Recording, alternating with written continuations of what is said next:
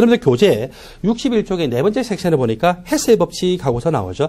헤스의 법칙은요, 정의 1로도 설명하고 정의 2로도 설명하는데 두 가지 내용이 똑같아요. 두 가지 내용이 똑같지만 보통은 우리가 두 번째 내용으로 헤스의 법칙을 많이 이야기를 하죠. 최초 상태와 최종 상태의, 즉 반응물과 생성물의 종류와 상이 똑같으면은 전체 엔탈피 배달량의 합이 같다. 여러분들 헤스의 법칙 바로 위에다가 뭐라고 적냐면 상태 함수라고 적어놨어요. 상태 함수. 그리고 상태 함수라고 적고 난 다음에 거기에다가 괄호 열고서 내부 에너지 변화는 내부 에너지는 대문자 E로 적을 수도 있고 대문자 H로 적을 수, 대문자 U로도 적을 수 있어요. 자, 내부 에너지도 상태 함수입니다. 내부 에너지도 상태 함수. 엔탈피도 상태 함수죠. 또 뭐도 상태 함수라고요? 엔트로피. 그리고 깁스 자이 에너지도 상태 함수입니다. 상태 함수라고 하는 것은 그 물질이 어떻게 왔는지는 상관없이 첫 번째로 그 물질의 종류가 지정돼서 예를 들어 H2O. 그리고 두 번째로 그 물질 몇 몰이 정해져 있어요. 1몰. 그리고 세 번째로 그 물질이 현재 고체냐, 액체냐, 기체냐, 어떤 다른 용액상이냐가 정해져 여기서 기체라고 생각합시다.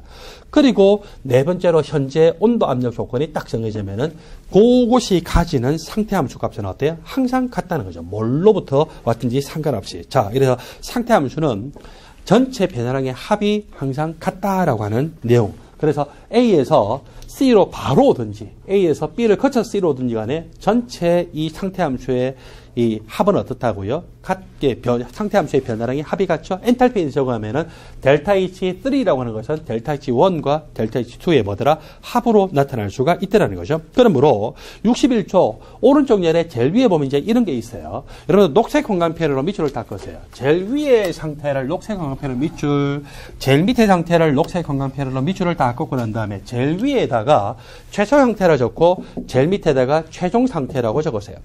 최초 상태에서 최종 상태로 올 때 A 코스, B 코스를 올 수도 있지. 왼쪽 코스를 거쳐온 거죠. 그 다음에 최초 상태에서 최종 상태로 올 때 C, D 코스로 올 수도 있습니까? 올 수도 있죠. 어떻게 오거나 간에 여기서 이렇게 왔다라고 하면은 전체 엔탈피 배산량의 합이 어때요? 똑같죠? 따라서 델타 H not A와 델타 H not B를 합한 것은 델타 H not C와 델타 H not D를 합한 것과 똑같습니다. 헤스의 법칙에 대해서 시험에 계속 문제가 많이 출제되는데 여러분들은 헤스의 법칙의 1, 2, 3으로 나타나 있죠? 자, 여러분들 1번에다가 큰 불가사리 표시 2개, 2번에다가 큰 불가사리 표시 2개에다가 작은 불가사리 표시 2개, 3번에다가 큰 불가사리 표시 2개 저렇게 해놓으세요. 자, 그리고 여러분들 1번에다가 헤스의 법칙의 가번에다가 뭐라고 정리하면은요, 거의 매년 출제. 그 다음에 헤스의 법칙의 2번에다가도 거의 매년 출제. 헤스의 법칙 3번은 언제부터 출제되기 시작한지 아세요? 지난 8월부터 출제되기 시작했죠. 제가 이렇게 출제될 거예요 라고 했는데 결국 출제돼야 출제 안 돼요? 출제되죠. 초창기 때는 미티히트를 기준으로 하면은 헤스의 법칙에 관한 것이 이런 식으로 출제가 안 됐어요. 당연히 헤스의 법칙에 대해서 내면은 이 헤스의 법칙의 두 번째 나 형태로 출제될 가능성이 제일 높고 이건 지금 매년 나오고 있어요. 물론 헤스의 법칙의 2는 이것만 낼 뿐만 아니라 1과 같이 조합해서 나오는 경우가 또 많아요. 그 다음에 헤스의 법칙의 3인데 여러분 헤스의 법칙의 2번에 보니까 여기에다가 빨간색 볼펜으로 동그랗게 표시해서 델타 H not 이라고 하는 것이 나오죠. 헤스의 법칙 3에 보니까 또 뭐가 나와요? 결합 해리 에너지라고 하는 거 나오죠. 두 개 각각을 빨간색 볼펜으로 동그라미 표시를 해놓으세요. 델타 HF not이 있고 또 대문자 D 표시가 있는데 각각 여러분들이 동그라미 표시를 한 개씩만 하면 돼요. 자, 이거를 뭐라고 하냐? 오른쪽부터 읽죠. 오른쪽부터 읽을 때 not이라고 하는 것은 표준 상태, F라고 하는 것은 formation. formation을 화학에서는요 크게 두 가지로 해석해요.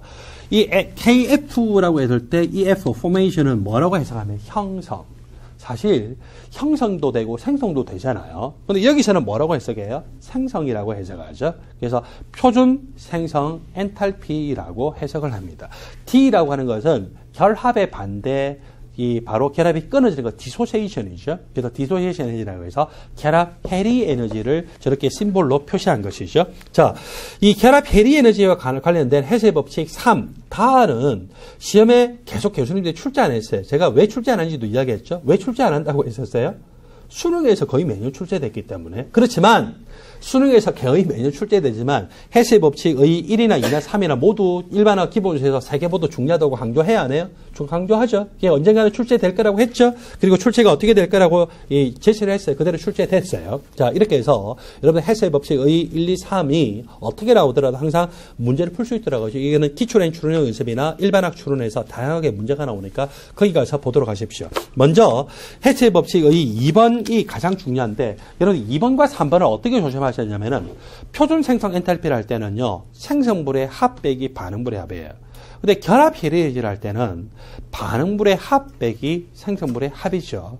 요 모든 것은 해수의 법칙으로부터 나온 공식이에요. 그래서 여러분들은 어떻게 나왔냐라고 하는 이유 불문하고 무조건 암기하도록 하세요.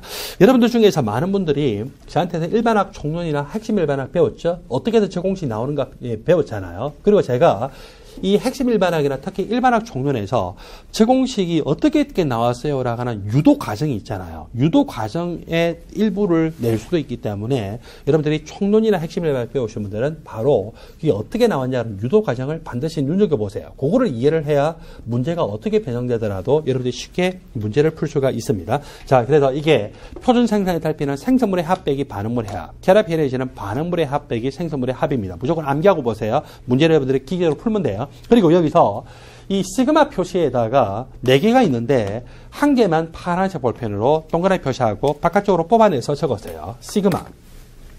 합은 합인데 저 시그마에는 2가지 의미가 포함되어 있어요. 자, 거기다가 첫 번째 시그마는 물질의 종류를 모두 다 고려해야 됩니다. 그러니까 생성물의 물질 중에서 일부만 고려하는 것이 아니라 생성물이 2종류면 2종류 모두 고려해야 되죠. 3종류면 3종류 모두 고려해야 돼요. 그 다음에 두 번째 뭘 고려해야 됩니까? 물질의 몰수를 고려를 해야 됩니다. 물질의 몰수는 그 문제, 반응에서의 뭐에 해당되더라고요? 개수죠. 개수가 2면은 2몰로 생각하면 돼요. 개수가 3이면은 3몰로 생각을 하시면 되겠죠. 그래서 이렇게 물질의 종류와 몰수를 모두 고려한다는 의미가 있습니다. 여러분들 교재 61쪽에 보니까 5번, 5번째 섹션 엔트로피죠. 엔트로피는 개내에 있는 분자들의 무질서도의 척도예요. 다른 말로 하면 무질서도의 양이다라고 하죠. 더 무질서하면 무질서할수록 엔트로피가 크다. 또 질서하면 질서할수록 엔트로피가 작다라고 표시합니다. 그 다음에 여러분들 공식을 먼저 암기하세요. 엔트로피라고 하는 것은 볼트만 상수 곱하기 로가리즘 W. W라고 하는 것은 어떤 상태를 얻을 수 있는 방법의 수고, 그 방법의 수가 많으면 많을수록 엔트로피가 커지더라. 그리고 그 방법의 수에다가 자연 도구 값을 하니까 엔트로피하고 정비례하더라. 비례식을 정규로 고치기 위해서 도입된 상수가 바로 볼트만 상수이더라. 그래서 저거는 엔트로피에 관한 가장 기본적인 공식이에요. 여러분들 저거 공식 을 저렇게 박스 표시하고 난 다음에 61쪽의 아래쪽에다가 다시 한 번 더 적으세요. 엔트로피라고 하는 것은 볼트만 상수 곱하기 로가리즘 W다 라고 적고, 그리고 또 엔트로피 변화에 관한 공식이 나중에 카르노 순환에 의해서 어떻게 유도가 되냐면은 인테그랄 T분의 dQ로 이렇게 계산이 돼요. 이거는 카르노 순환에서 증명이 돼서 나온 공식이에요. 그래서 여러분들 엔트로피 그러면 항상 요 공식 생각하세요. 그리고 엔트로피 변화량 하면은 인테그랄 T분의 dQ. 물론 최초 상태에서 최종 상태까지 T분의 dQ라고 이야기를 하죠. 자, 저 두 공식을 암기한 상태에서 봅니다. 동그라미 1번. 61페이지 제일 아래쪽에서 세 번째 줄이죠. 엔트로피가 크다는 것은 그만큼 무질서도가 큰 것입니다. 무질서도가 크다는 것은 엔트로피가 크죠. 무질서도가 작다라고 하는 것은 엔트로피가 작은 것입니다. 그리고 동그라미 2번에 보니까 엔트로피는 순수한 물질에 대해서 결정될 수 있는 양이라고 했죠. 이게 연력학 제3법칙하고 관련되어 있는데 연력학 제3법칙에 하면은 완전 결정성 순수한 물질의 엔트로피는 얼마라고 규정되어 있어요? 0이에요. 이 완전 결정성 순수한 물질이고 0켈빈 쪽으로 온도를 낮춰보니까 어디로 수렴하고 있는 것이 발견이 되냐면은 0으로 수렴되고 있는 것이 발견이 되더라 이거죠. 자, 그렇게 정리를 하고, 그리고 단위값은 여러분들이 빨간색 볼펜으로 표시하세요. 엔트로피 단위값이 주로 뭐가 사용됩니까? 줄 단위로 여러분들이 계산이 되죠. 동그라미 표시를 하고 난 다음에 작은 불가사리 표시 조심하세요. 엔탈피 변화는 보통 무슨 단위값 나오는지 아세요? 킬로줄. 그리고 깁스 자연의 변화도 킬로줄 값이에요. 근데 엔트로피만 주로 무슨 단위로 써요? 줄 단위로 쓰죠. 그래서 여러분들이 공식을 제공할 때는 엔트로피의 이 줄 단위 값을 무슨 단위로 환산해야 될까요? 킬로줄 단위로 환산을 해야 되겠죠. 그래서 여러분들 그 옆에 일반적으로 킬로줄 단위로 환산한 후에 계산한다라고 적었어요. 킬로줄 단위로 환산한 후에 계산을 한다라고 적어 놓도록 하세요. 변화량이라고 하는 것은 나중값 빼기 처음 값입니다. 따라서 엔트로피 변화량은 건 나중 엔트로피 값 빼기 처음 엔트로피 값이죠. 엔트로피 변화량이 양수예요. 양수라는 것은 나중값이 더 크기 때문에 양수죠. 그래서 초기 상태에서 나중 상태가 되면서 엔트로피가 증가한 거예요. 엔트로피 변화량이 음수라는 것은 앞에 값이 클까요? 뒤에 값이 클까요? 뒤에 값이 커야 음수죠. 즉 초기의 엔트로피가 더 크고 나중 엔트로피가 작죠. 게다가 엔트로피가 감소하면 엔트로피 변화량은 당연히 음수가 되겠죠. 엔트로피 증가 예는 여러분들이 반드시 암기를 하셔야 돼요. 이건 암기사항이에요. 자, 그리고 이 암기사항에 대해서는 여러분 주의해야 될 것도 주의를 하시기 바랍니다.